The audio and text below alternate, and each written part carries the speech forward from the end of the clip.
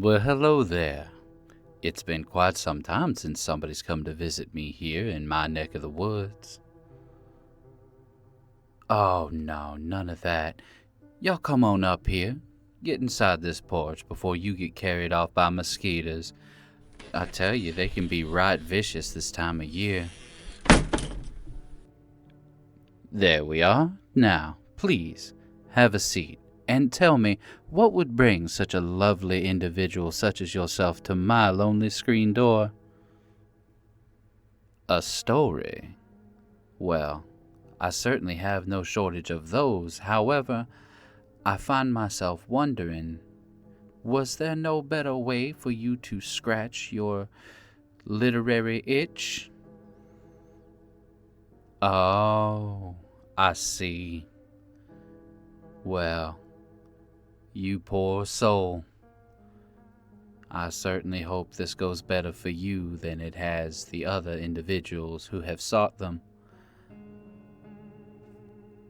Well, I cannot provide you the location of the item you seek. There are rules to these kinds of things after all. However, what I can tell you are the stories of those who came before you. So, sit on back, have some tea, and I'll get started, shall I? In any city, in any country, there is a mental institution or halfway house you can try any of these in. Originally, there were 2,538 of these objects, but 2,000 are long lost. The remaining 538 must never come together. These stories have been gathered from various sources, many of which are questionable at best. However, they all follow a similar thread. They all tell the tale of a number of objects which, when brought together, will bring about horrendous consequences, the details of which have driven most people quite mad, I'm afraid. The veracity of these stories is always in question. This is how it's intended to be, you see. Nobody really knows if these objects are real or if they are indeed a set number of objects that exist in the world that yearn for a reunion of their kin. Speculation runs rampant naturally. Part of what makes the Holder stories so enticing is the possibility any person could go into a special institution, ask to visit a holder, and be forced to undergo a test of power for that object. Some of the stories these poor souls have to tell have been left here with me.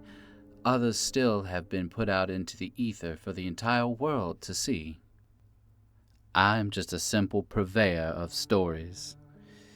The holders themselves, however, have leapt around the fields of realm and lore since time immemorial, and the objects, well, they are restless for their reunion.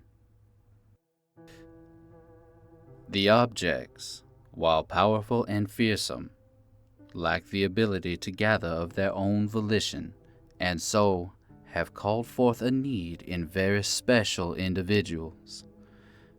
These individuals often become seekers, and their stories are as twisted and damned as the objects themselves.